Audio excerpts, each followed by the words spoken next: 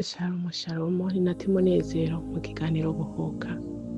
Ubushize twaganiriye kubiba, uburyo umuntu yobiba kandi akimbura neza, uburyo naho wosenga gute utabiba ntacyo wimbura, kuko imirimo dukora ari izaduherekeza.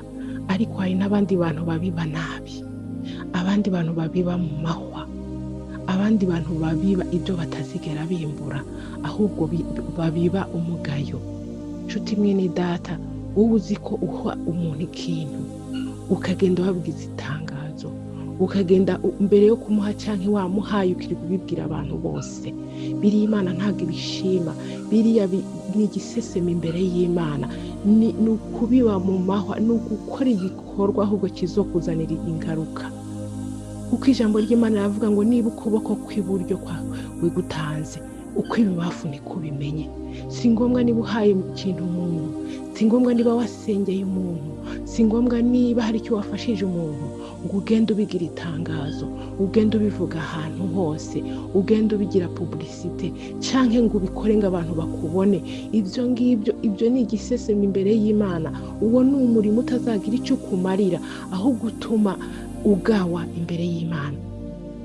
Nshuti mwene data, niba hari icyo ugira ukore, niba ushaka kubiba neza, biba mu ibanga kandi ntugende ubibarira abantu canke ngo ubikore ngo abantu bakubone. Hari nk'abantu bajya gutanga bakagenda kugira bababone, bijya ubukoreye ubusa.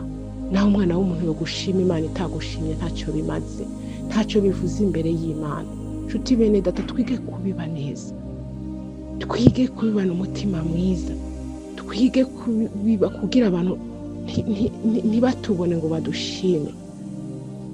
Kuko umwana w'umuntu aragushima uyu munsi, ejo akaba ari we ukugaye imbere y'abantu.